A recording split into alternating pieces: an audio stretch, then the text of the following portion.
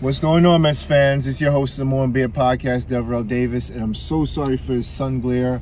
I'm coming home from work right now. I'm actually leaving work early, super early today, and haven't done a video in a while, but I want to do a video real quick on the Mets and everything, so here we go. So, word came out yesterday while I'm watching the Giants and Jets lose badly, that the New York Mets has come down to 3 candidates for the job. They originally had 6 people go for the job, or went interview for the job, Zoom interviews, and out of the 6, they're going down with 3.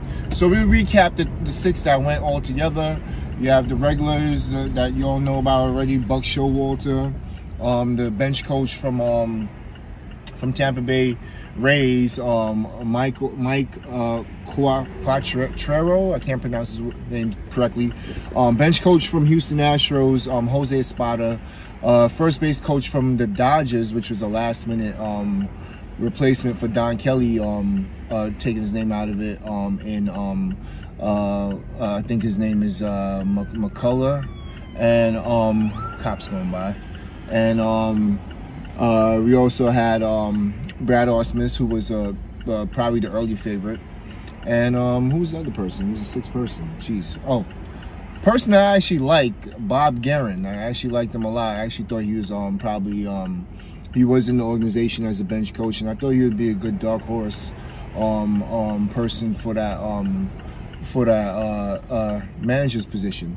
So anyway, they cut it down. Out of the 6, they cut it down to 3. The 3 are obviously is going to be Buck Showalter, who's the odds-on favorite right now, Jose Espada, and Quattrero, who is the bench coach for Tampa Bay.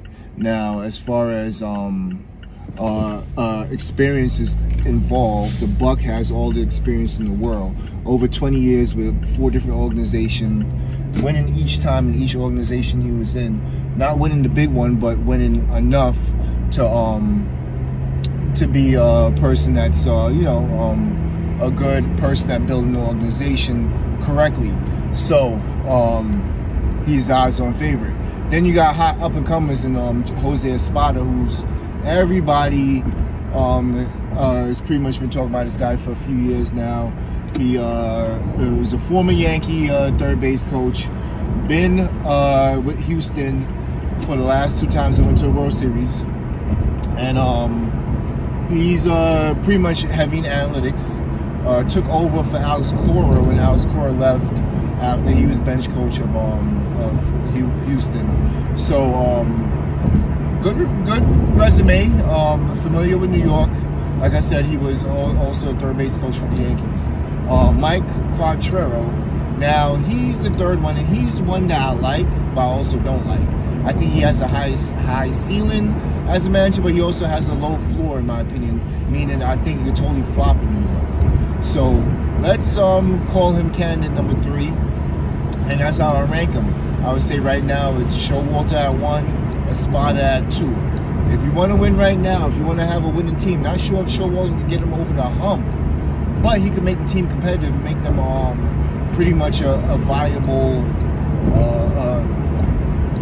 player in the game right now, a viable team right now, right this minute, with the roster that they have.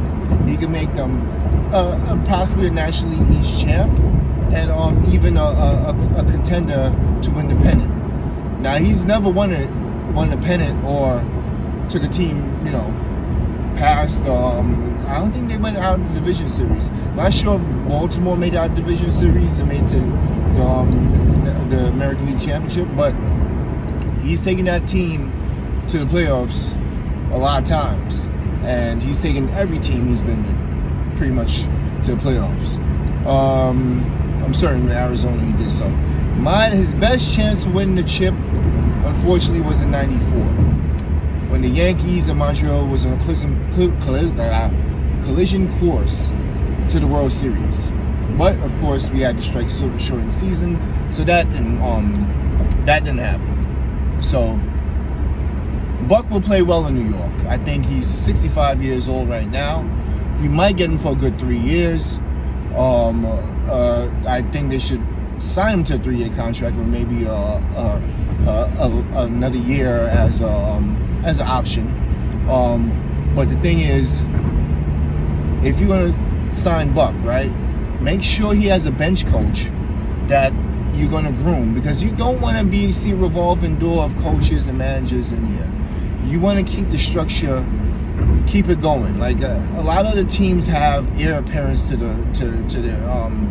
their obvious manager position. Like I'm certain the spot is gonna slide in when Dusty Baker decides to hang it up in Houston, if a spot is not chosen as the manager of the Mets or even Oakland, because he also interviewed for the Oakland position.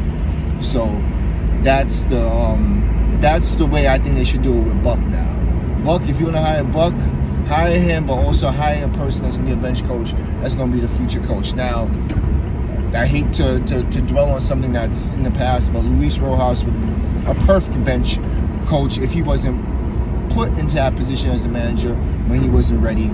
He would be in a perfect position to be the heir apparent down the line if he's put there now. But unfortunately, that the ship has sailed, and he'll probably more than likely never be the Mets coach. But how about let's revisit, if we can't revisit Luis, which we obviously can't, he's the third base coach for the New York Yankees, let's revisit Carlos Beltran. I think he will make an excellent manager one day. Unfortunately, the stuff that happened with him 2 years ago is kind of hindering him from even getting a manager's interview right now. But let's put him there in that position as the bench coach, and I'll take a Buck Carlos Beltran tandem any day of the week right now.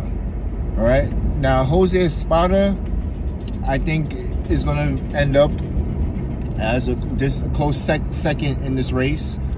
Might end up being the manager for Oakland, because he's the only one that's interviewing for the two spots. I think Quatraro too is also vying for that spot too. But my opinion, I see what they call it. And hold on, I gotta give some food to this guy right here. Hold on 1 second. Yo.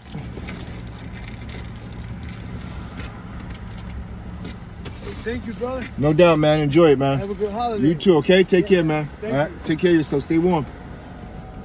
I think, what they call it, Quatraro and also Espada is vying for that position right now in Oakland. And right now, Espada, I think, might be in the lead for that. So let's just go ahead and get Showalter, keep it moving, get a young bench coach as a potential replacement for him after 3-4 years down the line when that's done. And then build this franchise to perennial winner down the line, instead of us having a revolving door every 2 years, having to get a new manager and so on and so forth. With Buck, it might be 3 years. We might get 4 out of him if that's if his health stays well and he's willing to do it and his heart's still in it. He's a baseball lifer, so I'm certain he'll do this till the wheels fall off. But right now, you know, I like Buck in that position. Also, I think he's wow, everything is falling apart. I even got the wipers coming on. My bad. Hold on, stay right there with me, people. Don't lose.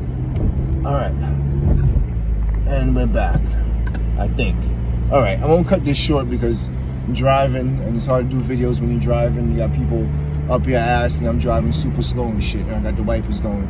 So Buck's believing in the analytics right now, which is good, because the way the game is going, you're going to need somebody that's going to be believing in the analytics. You don't need a guy, I mean, of course you want Jose Espada and stuff like that, who's versed in analytics more, but I like that old school mix with the new school mix. So hopefully that plays well enough to you know, work out well. Listen, I'm driving home. Actually, I'm driving to go get a workout in first, then go home. So I'm gonna leave it at that. Yes, I'm your host of the Morning Bear Podcast. Please like, share, subscribe. Leave a comment below. Tell me what you feel, who you feel the Mets manager should be. Do you feel Buck's a good choice? I feel it is. I feel it's a win. And to go with this roster that we got here, the roster's kind of old, a mixture of old and young, and I think it's gonna kick everybody's butt and put everybody in line and get us the way going, the way we need to go. All right. Remember, Francisco Lindor played well under a good older manager like Terry Francona, he couldn't dominate that clubhouse like he did last year with a younger coach. So let's go ahead and get Buck. All right, I'll talk to y'all later, man. Merry Christmas. Peace. Excuse me. Happy holidays. Peace.